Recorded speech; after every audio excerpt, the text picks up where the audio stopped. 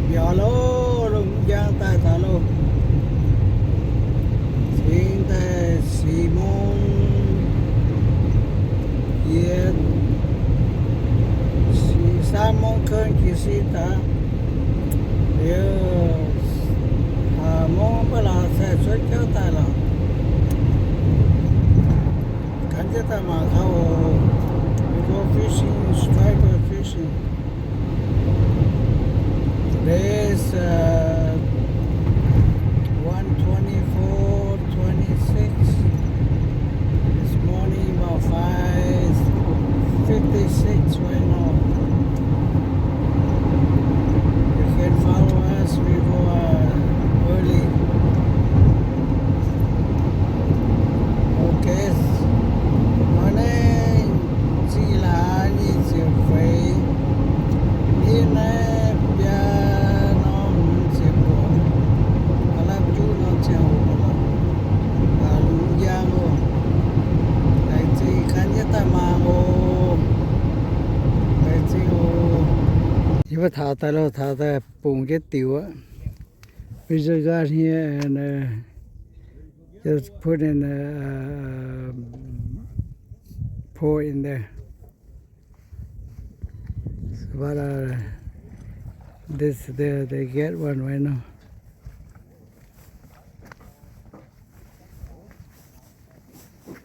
The other side, a lot of people in there. Chia xăm câu mày cũng chẳng xăm cơ. Giang như này cũng. Mà cá giờ này xì là bún miên nhé xì nhẹ là rồi. Giờ này mà bỏ ra miên men dình rồi có miên này hiện hàng suốt địa bàn nó ở tại yên thôi điên lúa là chết là bếp là nó tài dình nhá yên thôi mà bỏ hàng biểu giang nó nếu sai chiều mấy như rồi có là nếu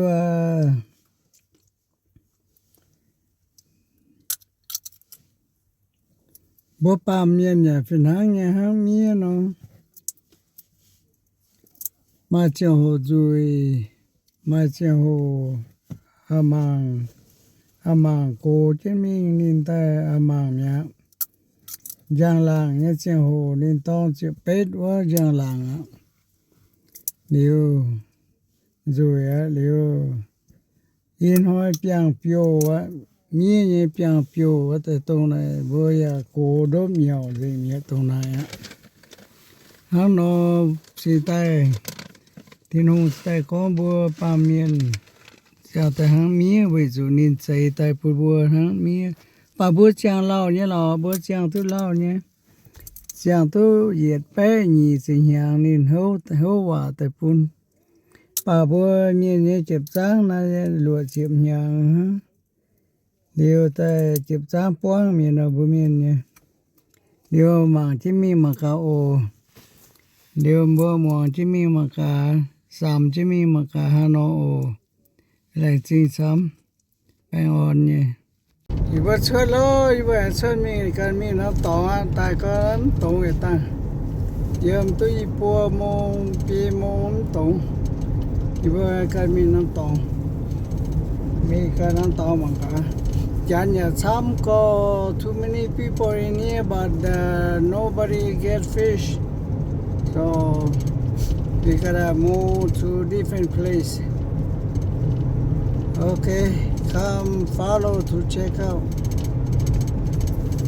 Thank you so much. Ibu anh suy tòng miền chấm chén chấm cơm chạy miền lọt chén chấm cơm bảo má tơ tú biểu liệu ibu suy tòng hết lắm cái nhất là mang ô lên xin ô tôi chưa sẽ phục vụ ô God bless you. Thank you.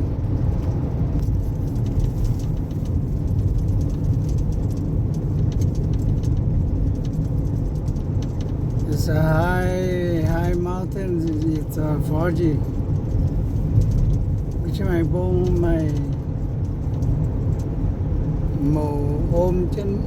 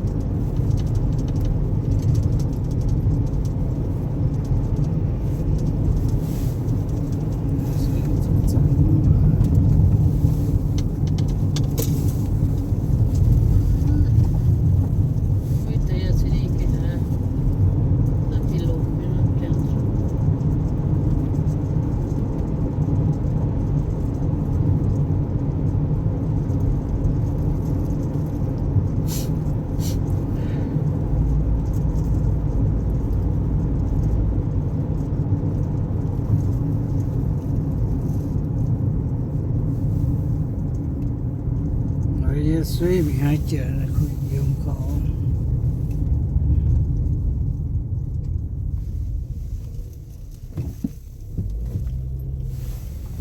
đó thì tới sao lục cuốn ố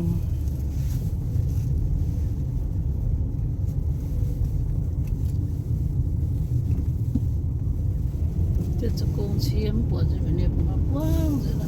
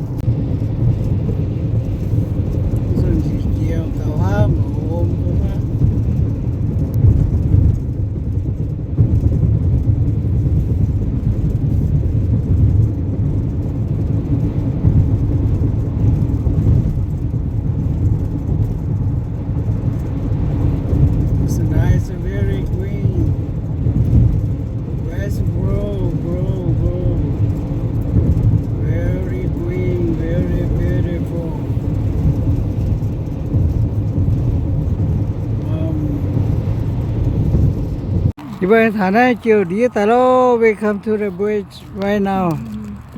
We just put a pole in there. Bốn chiếc tiêu á, nếu nó có lỗ thì mình nếu mang cả thì ta lỗ vào tống tiền nhá lọ, bây giờ to lỗ tôi nhận tống tiền nhá. Và cái bọt kia nhận ta với nhận ta nói ta nhận tiểu nhận cái đại xin